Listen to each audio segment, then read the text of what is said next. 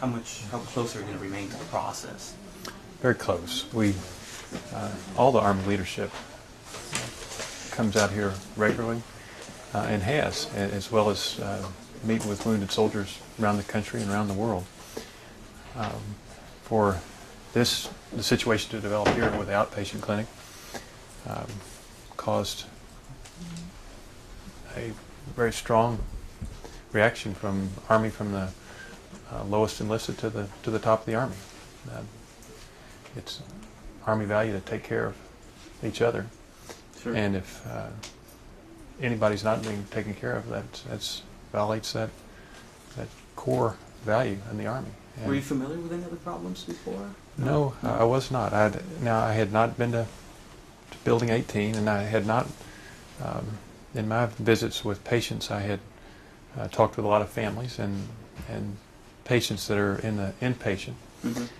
I personally had not focused on the outpatient, and that's where it appears that we had not done the job that those soldiers deserve.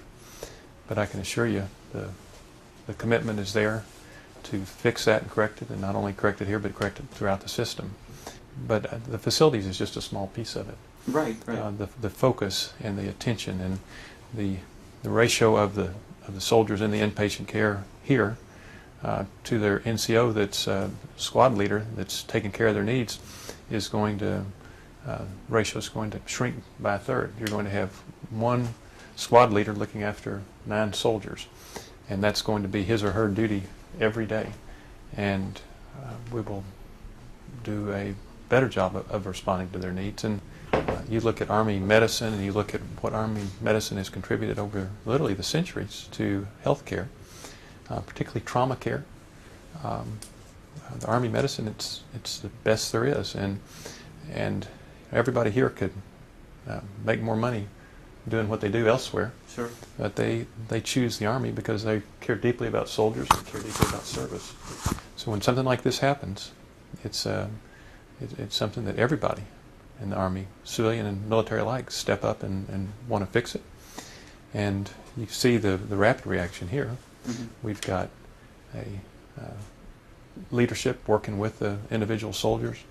A lot of immediate fixes in addition to moving the soldiers onto the campus into Abrams Barracks, putting in an 800 number, so we don't ever let a situation like this simmer without getting proper attention. In the event that the immediate supervisors aren't responding to their needs, one patient stop for any soldier to be able to get his questions answered.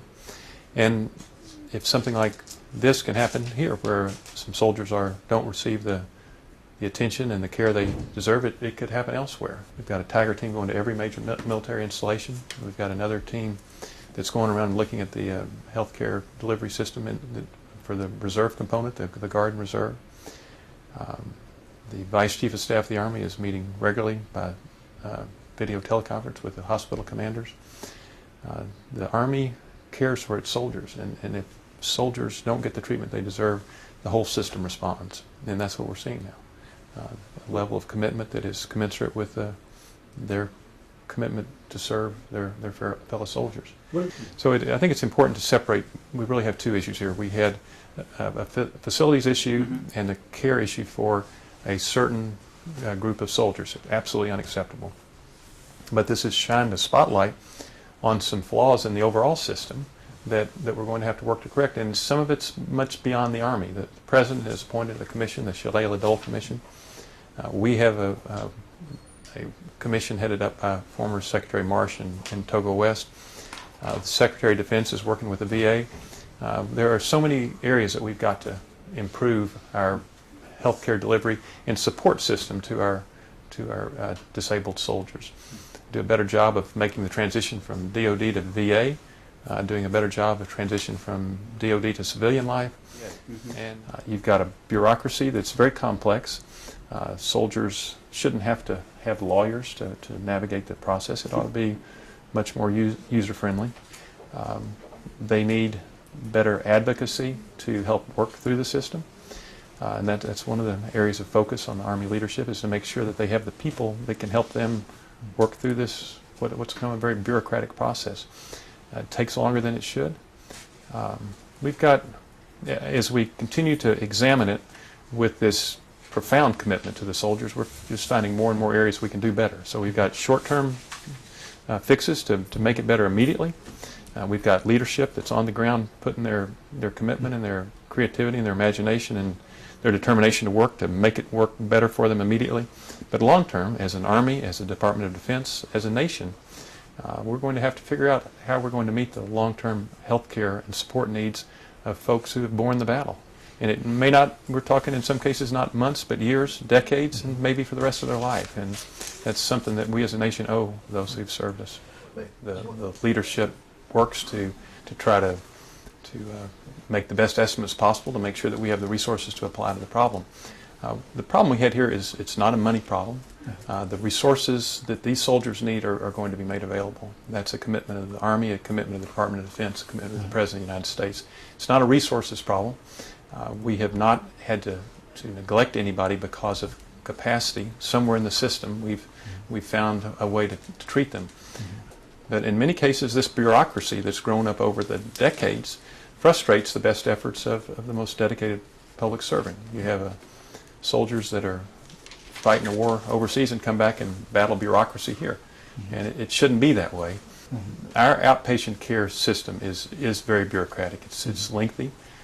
And there are steps we need to take to make it more responsive to the soldiers' needs, and we're working to do that. That's not going to happen overnight. In the meantime, in the immediate, we've got soldiers that are dedicating themselves to work with these individual soldiers to make sure that their needs are met. But the system is in the disability system, the disability rating system is in need of reform, and we also, as a nation, as a government in its state, its federal government, its local government, and a lot of its volunteers are going to have to figure out a way to do a better job of meeting the needs of these soldiers who are going to need care for a long time. And so my number one priority is soldier and soldiers' families. This goes right to the heart of our commitment to the soldiers and their families. They've got to know that we're going to take care of them. American people have to know we're going to take care of soldiers, so they continue to have the confidence in the Army, that the Army deserves. And this is an important piece of it. So this will remain a primary focus for me as long as I have this job.